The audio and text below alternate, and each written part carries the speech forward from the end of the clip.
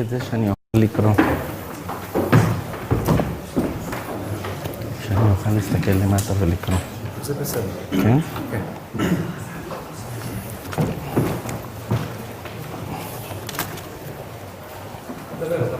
Thank you, Mr. President of the session, His Excellency the Ambassador of the State of Israel, dear colleagues, distinguished audience, Shalom, bon dia, buenos dias.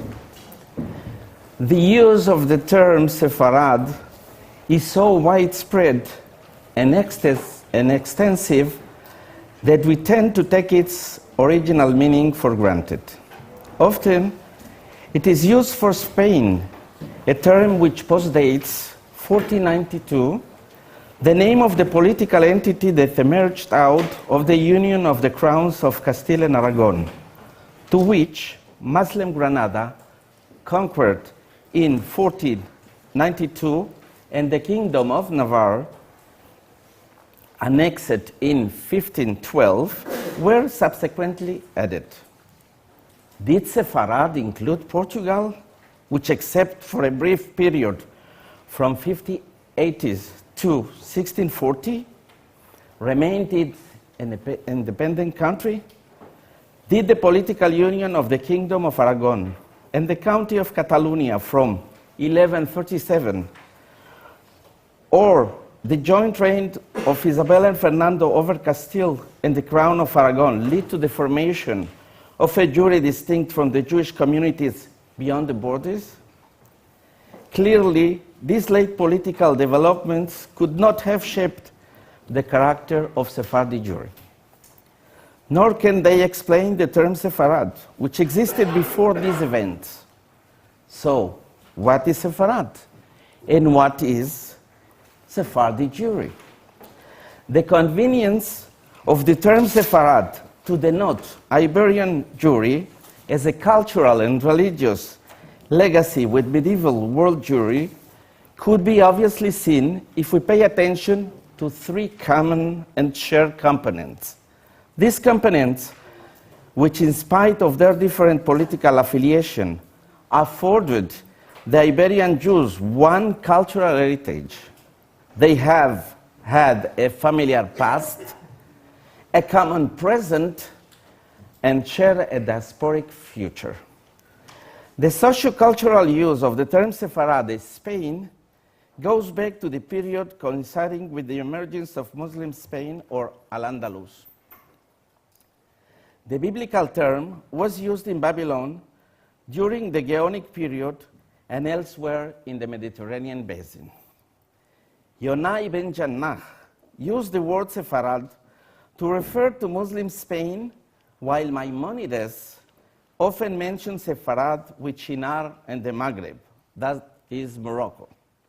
Ibn Jannah, in his Sefer HaShorashim, writes that Sepharad is translated by the Aramaic Targum as Aspamia. As Ibn Jannah did not usually include proper names in his dictionary, he added a sort of apology for including the term Sepharad in his book. Quote, "But we have included it since it is useful, and all the more so the Jews of Sepharad, which is Hispania according to the general opinion." Moshe ibn Ezra, who lived in a later period, says, "We have a tradition that Sarfat is France and Sepharad is Spain." More precisely, Rabbi David Kimchi states, "The lands of Sepharad, which we call Spania or Spania. From the period of the typhus and following the Reconquista, Sepharad meant a large part of the Iberian Peninsula, which included several political entities directly related to Sephardi history, a Jewish ethnic division that represents communities that originated in the Iberian Peninsula, Portugal and Spain. Thus, in the Sephardi diaspora, the communities of the descendants of the exiled from both countries are called the Hispano-Portuguese communities, or also called the Western Sephardim. Certainly, Jewish populations have existed in the area even before the countries were established. We go back to the Roman provinces of Hispania and Lusitania. While most substantial evidence of Jewish presence in Spain comes from the early Roman era, that from Portugal is later attested by the archaeological excavations in Mértola, revealing a gravestone dating from the 5th century showing the menorah. This means that it must have belonged to the local Jewish community which lived alongside the Visigoths. It's clear that the Jews of both Iberian communities suffered repressions and forced conversions after the changeover from Arianism to Catholicism of the royal Visigoth family under the king Recared in 587. In 711, the Moorish invasion of the Iberian Peninsula changed the lives of the Jews dramatically. In spite of the restriction placed upon them as dhimmis, an historical term referring to non-Muslims living in an Islamic state with legal protection, life under Muslim rule in Iberia was one of the great opportunity in comparison to that under prior Catholic Visigoths, as testified by the influx of Jews from abroad. The Jews throughout the Catholic and Muslim world, the Iberian Peninsula, was seen as a land of relative tolerance and opportunity. Following initial Arab-Berber victories, and especially with the establishment of the Umayyad rule by Abdurrahman I in 755, the native Jewish community was joined by Jews from the rest of Europe, as well as from Arab territories, from Morocco to Babylon. Thus, the local Jews found themselves enriched culturally, intellectually, and religiously by the commingling of the well-known Judeo-Arabic culture developed in Spain.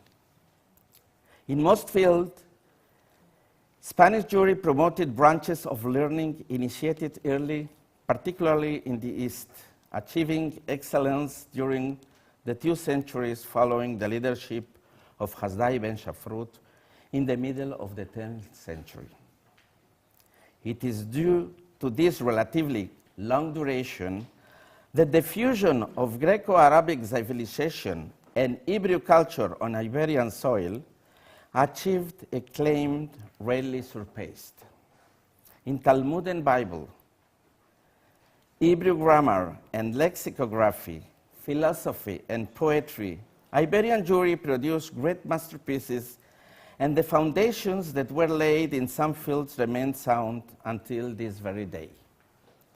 In poetry, the Hebrew poets of Spain produced a unique rich collection which has no equal in Hebrew poetry through the ages, not only in its beauty, but also in its variety of the themes, and particularly in the fusion of holy and profane. The interest of Spanish Jews in medicine, science, and philosophy was another aspect of Jewish culture that became identified with Sepharad. Avraham ibn Ezra was one of the 4 leading mathematicians of the Middle Ages outside India. Avraham bar Chiya works contributed much to spread of science among the Jews. During the period of the Taifas and the Reconquista, the term Sepharad became more complex.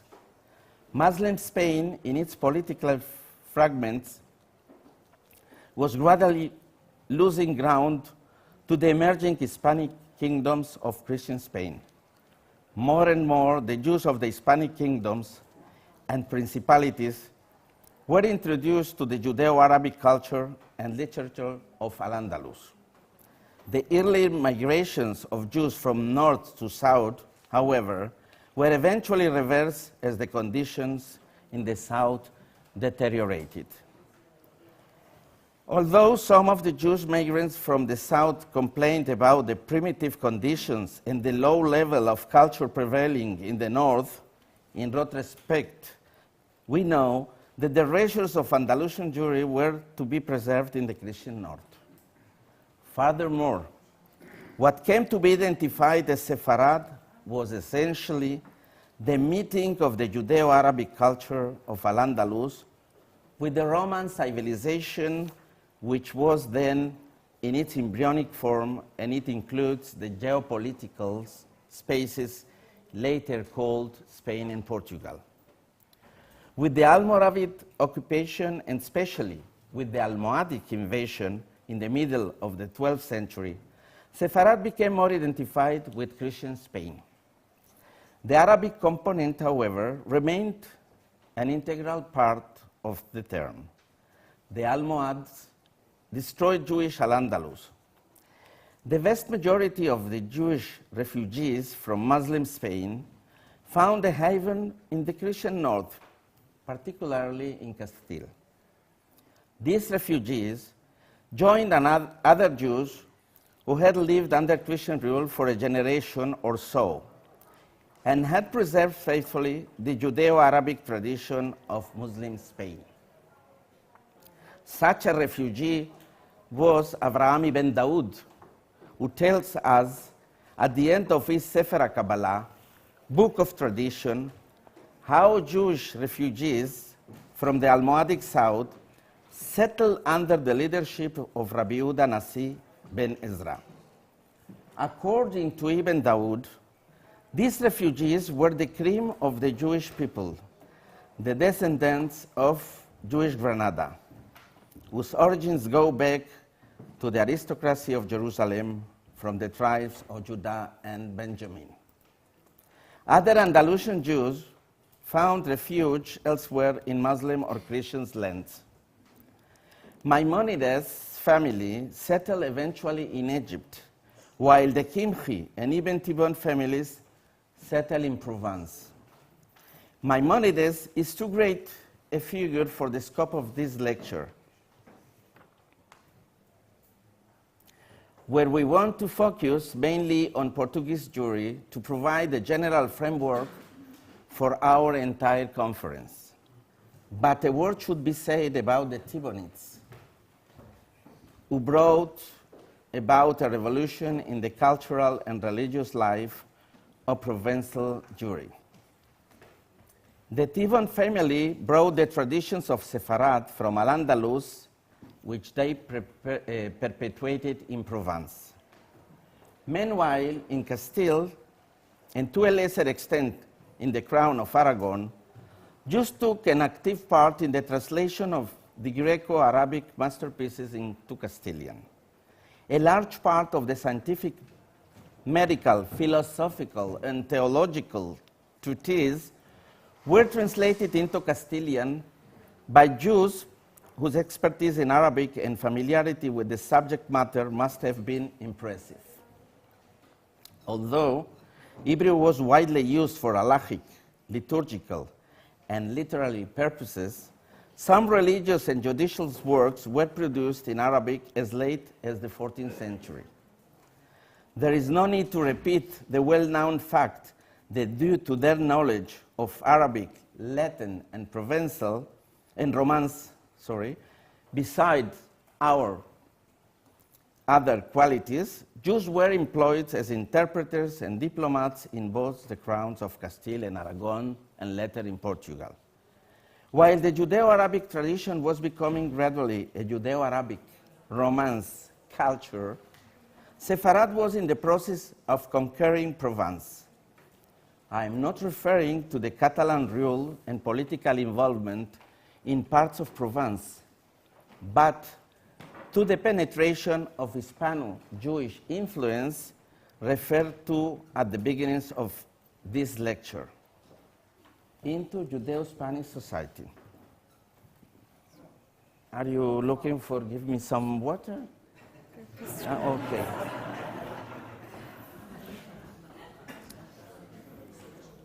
It is amazing how one Andalusian family, the Tibonites, with several others from Spain, changed the outlook of the character of an entire community. that of Provence. I'm using the term Provence in its medieval Jewish sense, and not the political one, of course. Starting with Yehuda Ibn Tivon, 4 generations of translators and scholars provided Provençal Jewry, and in a sense, the whole of Europe with a whole library of books on Jewish philosophy and books on arithmetic, geometry, astronomy, medicine, general philosophy, and other branches of science and thought. Shmuel ibn Tivon, Yehuda's son, was the translator of various philosophical and scientific works and was largely responsible for the diffusion of Maimonides' philosophy in the West. Several ancient Greek works are known to Europe through their translation from the Hebrew version produced in Spain or Provence. The great demographic mobility in Spain during the high medieval period is also reflected in many of the Jewish families' names in Portugal. In every community throughout the Kingdom of Portugal, we find Jews with names deriving from a place of origin in Spain, such as Navarro, Castellano, Castelao, Toledano, Segoviano, Sevillano, etc. These toponymical names,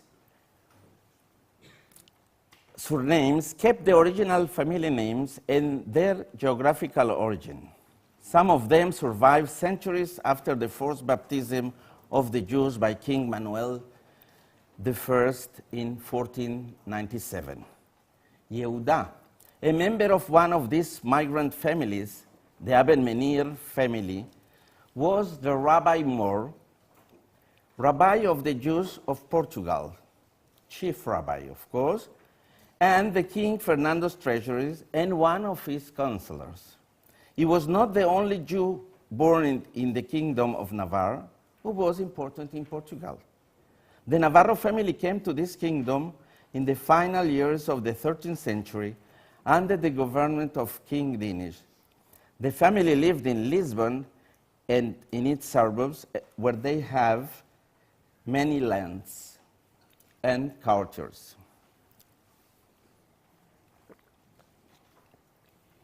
The existence of a Rabbi Mor as a chief representative of the Portuguese Jewry to the crown and as the Jewish Supreme Judge of Appeals reflected the Portuguese crown desire and need for the Jews to have single representative responsible for assessing the tax burden to be levied on the Jews as a whole and dividing that sum among the various communities.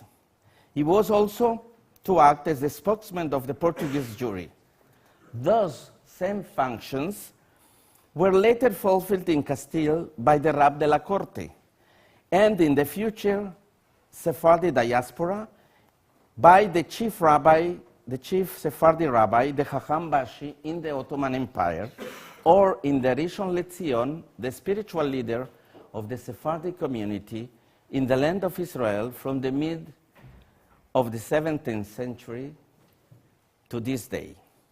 We don't know when the appointed bearing of the title Rab de la Corte as head of the Castilian Jewry was first instituted. Only from the 14th century does our information about the holders of this position begin to take concrete time. At the beginning of the 80s of that century, David Nigro, Ben Gedalia ibn Yahya, acted as Rav de la Corte. He moved from Portugal to Castile, and it may well be that brought this tradition and position to Spain. David Nigro died in 1385. His successor to the title was Rabbi Chaim of Toledo. He replaced Don Sulema al-Fahar, who lived in Seville and couldn't therefore fulfill the function. Rabbi Meir Alwadez, or Alwadez of Segovia, did not manage to attain the position. He was apparently martyred following the 1391 persecutions. He was succeeded by Rabbi Avraham ben Benishti from Soria, who died in 1454. is to be credited with having convened the first assembly of the Castilian community, הוועד הראשון של הקהילות הספרדיות. That means all the representatives of the Castilian communities in a reunion at Valladolid, 1432, drawing up a kind of legislative code in 5 parts of takanot, regulations, which had to find solutions in order to reestablish their communities.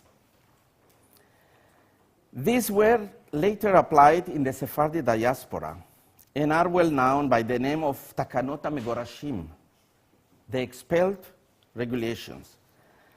The post had successors as Rabbis Shammai Lubel of Avila, died before 1472, and Jacobi ben Núñez and Vidal Astori until the dawn of the expulsion, when Abraham Senior assumed the position. In a letter sent from Castile to the Jews of Rome, Abraham Senior was called head of the diaspora, Rosh HaGolah, but it is doubtful whether he deserved this title. He was the last Rav de la Corte of Castilian Jewry. He embraced Christianity on 15 June 1492 in the church of the monastery of Guadalupe. King Fernando himself acted as his godfather and was baptized by the Cardinal of Spain, Pedro González de Mendoza. Similar to Spanish Jewish courtiers who held central positions in the Caliph's court and later in the Hispanic kingdoms, due to their erudition and familiarity with the language of their milieu, we can also find in Portugal the same feature of social elites, especially of other Jewish families from Castile and Navarre, as I said before, who served the royal family of Portugal as traders, bankers, and tax collectors. Of these, perhaps the most important were members of the Abarbanel family, who served Alfonso V, and then Fernando and Isabel in Castile, and Ciudad Toledano, who was in the service of Joao II. Their numbers grew during the 15th century because of social movements against the Jews in Aragon, Navarre, and Castile, from the middle of the 14th century until the end of the 15th century, and the establishment of the Inquisition in Spain. More Castilian Jews and converted families came to Portugal during the last quarter of the century.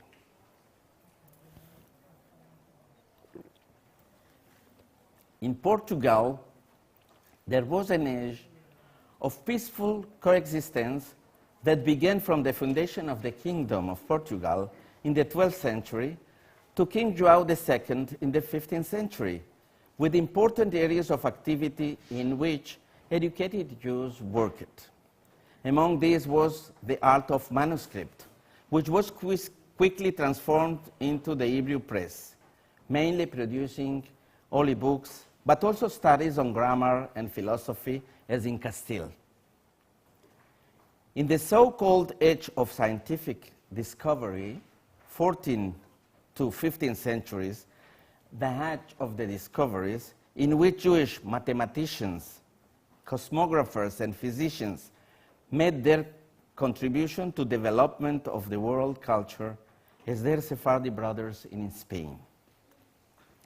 Some Jews occupied prominent places in Portuguese political and economic life.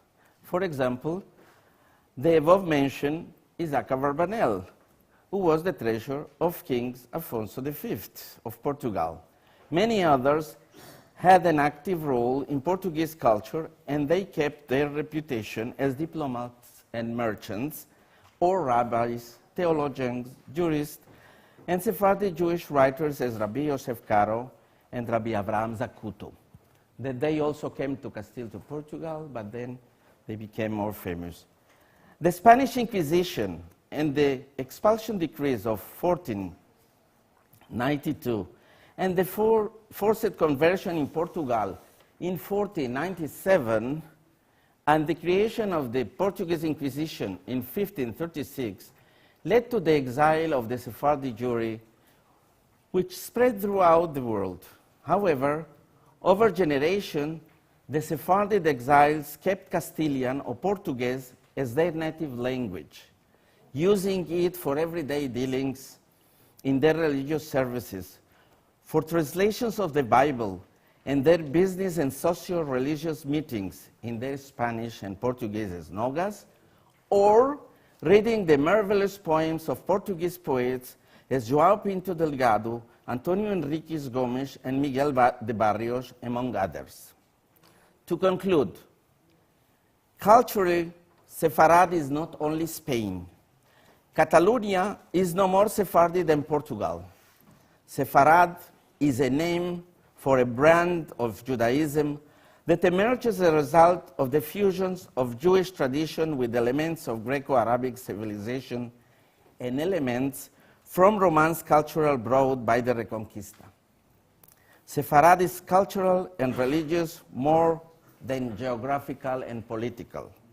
Sepharad was an experiment in Jewish history that was unique in its attempt to create a Jewish Hispano-Portuguese trend that was in many respects contradictory to the exile conditions that dominated Jewish life for centuries. Thank you very much for your attention.